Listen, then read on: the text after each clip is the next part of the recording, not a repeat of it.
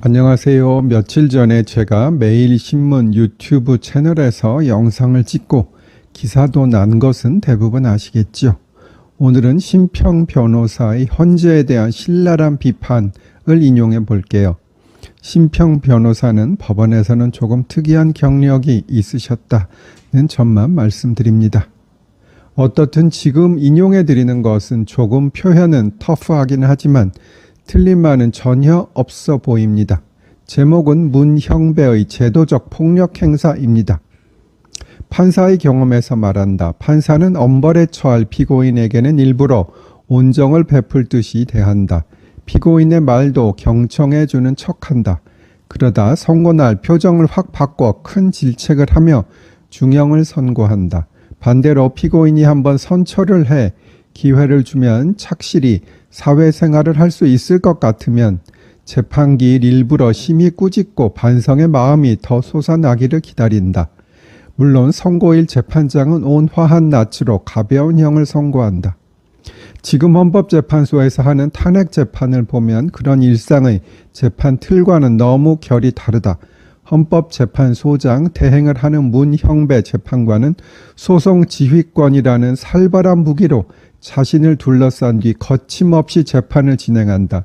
그의 얄팍한 얼굴에 자리한 찡그린 표정은 노골적인 적대감을 조금도 감추려고 하지 않는다. 탄핵 인용이 마치 하늘로부터 받은 신성한 사명인 양 시종일관 날뛰고 있다. 한덕수 대통령 권한대행에 관한 재판은 의결 정족수만을 따지면 되는 극히 간단한 재판임에도 불구하고 얼굴에 철판을 깐 양 뻔뻔스럽게 미룬다.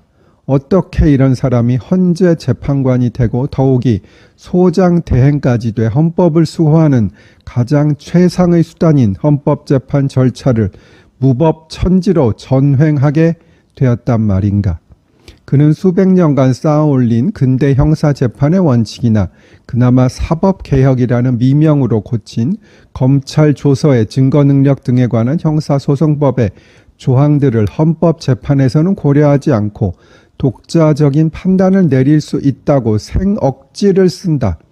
헌법재판소법 제40조 제1항에서 탄핵 심판의 경우에는 헌법재판의 성질에 반하지 아니하는 한도에서 형사소송에 관한 법령을 준용하도록 한 것을 들며 그런 것이 법에 입각한 것이라고 한다. 그러나 위 법조문의 취지는 절대 문형배 재판관의 말처럼 해석할 일이 아니다.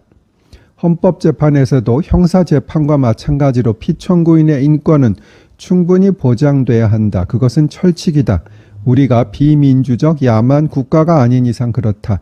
따라서 형사재판을 규율하는 증거법상의 재반 원칙을 무시하고 과도한 부담을 안겨주는 재판 진행으로 피청구인의 방어권 자체를 허물어뜨릴 위험을 초래하는 것은 있을 수 없는, 절대 있어서는 안 되는 일이다. 재판 당사자의 인권을 짓밟지 않는 것은 헌법재판이건 형사재판이건 민사재판이건 모든 재판에서 지켜야 할 근본 원칙이다. 오히려 헌법을 적용 규범으로 하는 헌법재판에서 제일 확실히 지켜져야 한다. 재판 당사자의 인권을 유린하며 진행하는 재판은 재판이 아니라 통탄하지 않을 수 없는 비열한 개판이다. 그리고 그 개판은 바로 제도적 폭력의 행사이다. 소송 지휘권을 악용해 계속 이런 제도적 폭력을 행사해 나간다면 그것의 끝에는 국민의 성스러운 저항권이 기다리고 있다. 주권자가 어쩔 수 없이 최후의 수단으로 저항권을 선택하면 그것은 마른 들판 위로 번지는 들불처럼 급속히 퍼져나가 그도 역시 삽시간에 태워버릴 것이다. 뭐 첨언이 필요 없을 정도로 신랄하게 요점을 잘 찍어 비판하고 있습니다. 저도 만약 이렇게 불공정하게 윤 대통령에 대한 탄핵 심판이 이루어진다면 추후 헌법 개정에서 헌법재판소가 없어질 수도 있을 것 같고 그렇게 되면 헌재를 폐지시킨 공적이 될 것 같습니다. 최근에 전한길 선생님이 헌재로 휩쓸 것이라고 했다는 것을 이유로 내란 선동 이런 얘기가 나온 적이 있었던 것으로 기억을 하는데 저는 이런 물리적인 행동을 의미하는 것이 아니라 헌법재판소가 헌법 개정 등으로 없어질 수도 있지 않을까 이런 걱정이 든다는 취지입니다. 따라서 저 내란 선동한 것 아니에요. 재미있는 댓글을 주신 분이 있어서 소개드려요. 제 별명이 행배 담당 일진 부장판사잖아요. 변호사님께서 최근 문형배 판사가 고발당한 사건을 판사로서 담당하시게 되는 건가요? 아니면 문형배 판사의 변호를 담당하는 건가요? 엉뚱하시지만 재미있고요. 답은 저는 판사가 아니니 행배님의 사건을 담당할 수가 없고요. 그리고 제게 변호를 맡기실 수는 있는데 아마도 맡기지 않을 것으로 보입니다. 그리고 맡긴다고 하셔도 제가 하는 것은 부적절하겠지요. 억만금을 준다고 해도 안 맡을 듯 합니다. 오늘은 조금 우울한 음악을 들려드릴게요. 홍시네마라는 영화 채널이 있는데요. 거기서 공포 영화 소개할 때 많이 나오는 곡입니다. Mew Falling Rain이라는 곡이에요. 아무리 찾아도 악보가 없어서 제가 듣고 만든 것입니다.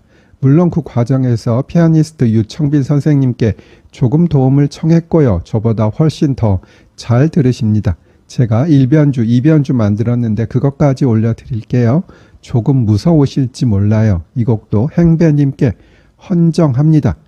계속 이런 식으로 듣도 보도 못한 불공정한 재판을 하시면 공포 영화와 같은 인생이 펼쳐지실지도 모릅니다. 즐겁게 들어주세요. 감사합니다.